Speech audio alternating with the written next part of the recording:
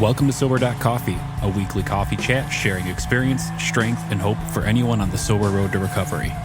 You can download Sober.Coffee weekly on all podcast platforms and check us out on Instagram at Sober.Coffee Podcast and on Twitter at Sober.Coffee Pod. To learn more about us and to help support these sessions, visit online at Sober.Coffee. Here are your hosts, two guys on their own path to recovery, Mike and Glenn. Let's join them at the coffee shop. Hey there, Glenn. Hey, Mikey, we are certainly on the path, aren't we? Yeah, we are on the path. One step at a time, one step at a time. Hey, do me a favor. Repeat the quote you just said to me in the parking lot coming into the coffee shop. Man, what was it? You know what? We have more stuff done in the parking lot than we do. I know, right? We should bring the mics out to the coffee. You know what? Hey, Brian, we should start doing like a Instagram live out in the parking lot. Yeah, right. Because we capture some good stuff. No, I was just saying I saw something on social media, and you know, there's some really good stuff out there. Oh yeah. But I saw a posting that said, I have accomplished more in the last 18 months sober than I did in the last 10 years being drunk. Wow. And I can relate to that. Right? Yeah, and then I said, I've probably accomplished more this year than I have in the last 10 years when I was drinking. Yeah. Isn't that crazy? I'm not sure what I accomplished those 10 years, but I sure as heck know what I did. Yeah. Yeah. I know you've had a banner year this year, just everything. Best year of my life, man. It's amazing how this stuff works. Mm-hmm. Well, this morning I wanted to open up the big book. So are we going to talk about the promises or what? No. So, at some of the meetings I go to, this is read at the end of the meeting, and it's called A Vision for You, and it comes out of page 164. So the big book of Alcoholics Anonymous, the big blue book, the first 164 pages is text and talks about a program and a path to recovery. And then the balance of the book is stories. Mm-hmm. There are stories that, are there for purpose of being relatable and understanding that there's a direction towards hope. And but the first 164 pages are kind of the instruction manual, right? And what I love about A Vision for You, which is found on page 164. So, I think usually on these segments when we get together for Sober.Coffee, we make sure at the very end of it to say the most important thing, right? We want people to remember this. So I look at it with the same importance that the authors of the big book, decided that this was the way to send people out, was this statement of hope for people, and it's called A Vision for You. And what I'd like to do, if I could, is I'm going to read it in full, but then I'd love to break it down a little bit. How does that awesome, sound? Man. That sound good? All right, so this is A Vision for You, page 164. It says, super powerful. Our book is meant to be suggestive only. We realize we know only a little. God will constantly disclose more to you and to us. Ask him in your morning meditation what you can do each day for the man who is still sick. The answers will come if your own house is in order. But obviously, you cannot transmit something you haven't got. See to it that your relationship with him is right, and great events will come to pass for you and countless others. This is a great fact for us. Abandon yourself to God as you understand God. Admit your faults to him and to your fellows. Clear away the wreckage of your past. Give freely of what you find and join us. We shall be with you in the fellowship of the Spirit, and you will surely meet some of us as you trudge the road of happy destiny. May God bless you and keep you until then. What an ending. Isn't that powerful? What an ending. I mean, and when you pull it apart, and you look at each word or each sentence, it's so impactful, and it's the 12 steps condensed, right? So, I'd love to spend a couple minutes talking about it if you're good with that. I'm great with that. All right, great. So, it starts out our book, right? And, I think it's important for people to remember that, because this was pointed out to me, at the time there was no Google, there was no YouTube, there was no Instagram. Yep. If you wanted to get a message out to the masses, your best way to do that was to put it in a book and publish it and be able to distribute that. That's the purpose, the reason that the book was written, right? And then it goes on to say, so that's the book. Our book is meant to be suggestive only. I love this, and I love this about the program 12 Steps to Recovery. It is a program of suggestions. Nobody likes being told. I don't like being told what to do, right? But if you are giving me suggestions that'll bring me to a better life, I'm all ears. Does that make right? Don't give me 12 rules. Give me 12 suggestions. I'm much better with that. Is that just me, Glenn? No, I that's 100%. But it's almost coming into it at some point. I almost felt scammed, right? Mm-hmm. Because you come in as suggestions, but yet the way my sponsor outlined some stuff for me, they're pretty strong directives, right? Right. And so I get it. Mm-hmm. Hey, if I had come in and say, hey, there's 12 directives, I would have said, see you later. Yeah, right. Because I knew it all at that point. Right. I wasn't taking direction from anybody or anything. Mm-hmm. I knew it. So I love the fact that there's suggestions. However, if you want to be really, really successful in sobriety, then I would, the way I have done it, I know you have done it, we've surrendered to the first 164 pages, and we use that as our roadmap. Absolutely. So we but it took some time to get to that point that says, you know what, this stuff works. I'm going to take that as directive. Right. And they didn't scare me away, and I hope not to scare somebody else away. No they way, are, man. They are suggestions. Take them or lose them. And I've heard this line before, we'll gladly refund your misery. Right. Absolutely right. So then it goes on to say, we realize we know only a little.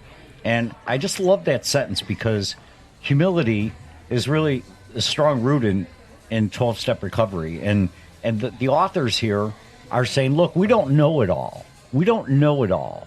But what we do know is what worked for us. Right, and that's the drum that I beat these days.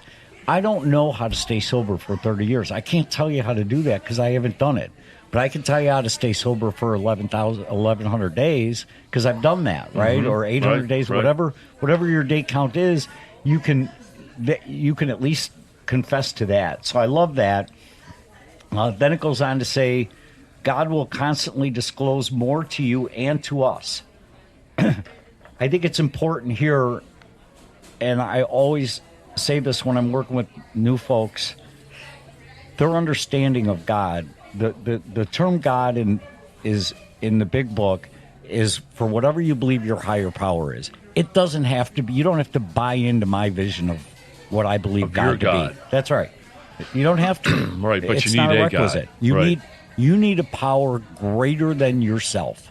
I know it's funny. Inside the rooms, there's two topics, and I love watching nonverbal communication. There's two topics that really shrink people up. Sure, God. I mean, God and sex. Yeah, right. Because a couple times the readings talk about sex, and they're like, oh my gosh, that's right. Heads go down. But the same, when you talk about God, heads go down, because a lot of people, they're still trying to figure it all out. It took me a long time to figure out. And and I'm still working on it. The worst feeling for me is, I now, and you're right, when I first came in, I had such a broken relationship with my higher power, right? So I didn't want to really broach the subject on my own, let alone in the group. I didn't want anyone to know I had this broken relationship. But the reality is that over my days in the program now, that relationship is improved and is strengthened. And so now I get a little giddy about it. But I'm very cautious. I squirm as well when the topic comes up because I don't want to scare the guy out of the room his first week in the program. He needs to understand that it's okay to be where he's at. And that's okay. It's okay to be wherever it is you're at. Just be open. Just be open and willing. Well, so what it says is God will constantly call God more. shots, call them whatever you want. Right. More to you and to us, right? Yep. So I put the word slowly next to that. Right, there you go. Because it does happen slowly. I love it. But yeah, you're right. We don't want to be a God thumper. We No. don't want to be a higher power thumper because we're not. Right. I think we're on the path, and as I like to say, we're on the fairway, right? But we have a lot to figure out, right? But at least we feel comfortable that we're on the right fairway. I heard somebody say, somebody who says they've got the God thing figured out, be afraid of that person because, Right. who Well, can't? what they really say is, watch your wallet, watch your genitals. Yeah, right. So, I know that saying, yeah, right? totally. So then it goes on to say, ask him, okay, again, meaning your greater power in your morning meditation. And I just pause there. Again, this is on page 164. So this is important. This is where the first call to action, right? So ask, it's call to action. You should ask in your morning meditation. They're giving you some direction there, right? To take time out of your day, start your day on the right path, and ask what you can do. And what are you asking? It says what you can do for each man, for the man who is still sick. Wait, so That's your day plan. yeah. So what I'm not reading is ask him for all the material things that you want. That's right. Yeah. I don't see that in there, right? And Okay. it's totally not in there. It is ask what you can do each day. So for it's the man getting who's still outside sick. yourself. What can I do for others? That's that right. Some other guy that might still be sick. That's your day plan. Yeah, That's what. man, That's I'll the way. tell you what. I don't know. It's working. That's step 12 right there. And you can go back through these. I mean, we've seen step 1, 2 already. 1, 2, and 3. Now this is step 2. Now it says the answers will come if your own house is in order. Right. That's the promise to hold on to. The answers will come. And for me, they have come. The answers, not all of them, but more disclosed, as they said earlier, with each day, with each breath, more is disclosed to me. But it says, if your own house is in order. That, again, is a call to activity. I can't be a mess and think that I'm going to be able to help the next suffering alcoholic, right? I mean, it's there. My side of the street's got to be clean. It's the adage, I can't help the guy. If the plane's going down and the oxygen masks drop, I've got to put oxygen on myself. I've got to get myself fixed and healthy and breathing before I can help them. Right. So if you're going through this and you feel like you're not getting answers, right? You feel like you're kind of stuck. I think that's a good reverse. Is my house in order? Is my house in order? Or Right. am I bullshit my way through this? And not doing the right stuff, but yeah, I still want the answers. Right. And I think for me anyway, it pulls it back to if your own house is in order. Well, I have to pull it back to step 1. Do I know my state of powerlessness? Do I know that? So Right. that's, for me, it's that big word, that word if, I have to ask, am I good up till that point? Then it goes on to say, but obviously you cannot transmit something you haven't got. And I've heard that so many times. Well, I've spent a couple of days in my professional career in sales, and if you don't believe in the product that you have, I don't care what it is. If you don't believe in it, you're gonna be really hard pressed to be successful in that field. If you don't believe in the product, that it's inherently a good offer, a good value for your purchaser, right? Yeah, but I also think, and we've talked about sponsorship, but I've seen, folks with a couple months in the program that are on step 2 and they want to start sponsoring other people. And that's where I've heard it. I said, hey, you can't transmit something you haven't got. That's right. So if you haven't walked the path, Right. you can't tell somebody how to walk the path. That's right. That's right. So again, that's a motivation on working the steps and getting it. So how do they close it out? See to it that your relationship with him, meaning your higher power, is right. And then the grand promise, the vision for us, says, and great events will come to pass for you and for countless others. Haven't you seen that unfold in your time in the program, Glenn? Yeah, in fact, and we've chatted about this for a long period of time. I was very observant in the rooms. I didn't see anything happening for me, but I saw it happening in you. I saw it happen for the person next to you and the person next to them. So that's where I started to get my belief in the program is you didn't have to be at the gas station at 6 or 5:55 a.m., when they start selling booze at 6. I'm like, okay, I paid attention to that, So I saw it, coming past, for others. And I'm like, okay, if it happened to them, if I do what they do, they're just like anything else in life. If I emulate the right batting swing, I can probably hit it, a good fastball. But I've got to believe that they can do it. Okay, I saw them do it. It's working for them. Might be for me. Now, what did they do? Right. And really, that's, to me, it's a great way to end the 164 pages because it leaves me at a point of purpose, right? So see to it that your relationship is right with him, right? That I'm spiritually fit, and great events will come to pass for me and for countless others. That's what they're telling me right there. And I just want the new listener, somebody who's new to sobriety, hold on to that hope. Hold on to that hope, because this thing does work if you just give it the effort and work the steps, work the program, keep listening to our podcast, other podcasts, read, get a sponsor, go to meetings.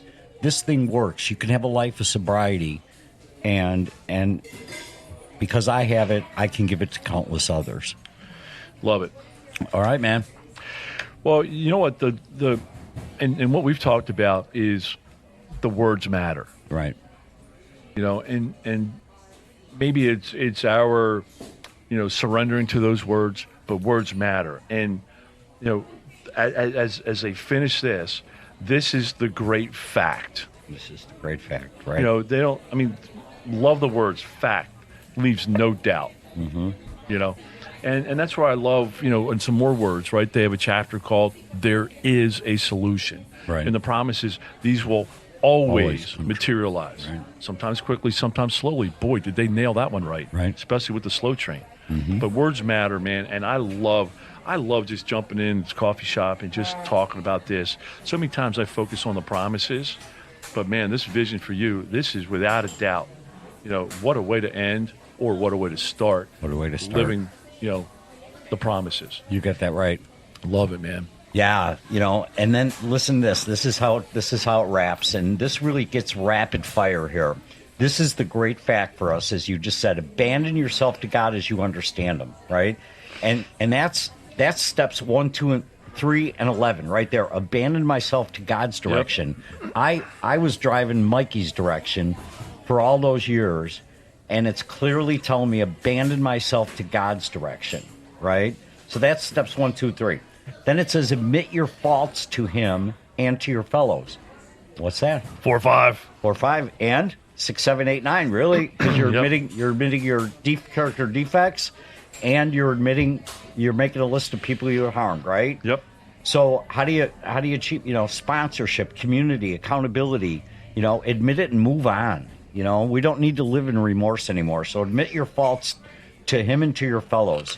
Then number 3. If they're numbered, clear away the wreckage of your past. What steps? Steps 8 and 9. There you go. Give freely of what you find. Give freely. Step 12. Yep. Service word. And join us. Now, to me, I put a period after that because that's inviting. Join us, right? It talks about joining the fellowship, the community of those in recovery. And we no longer have to walk the path alone. Never have to walk the path alone. Love it. We shall be with you in fellowship of the Spirit. Again, that's community, commitment, accountability.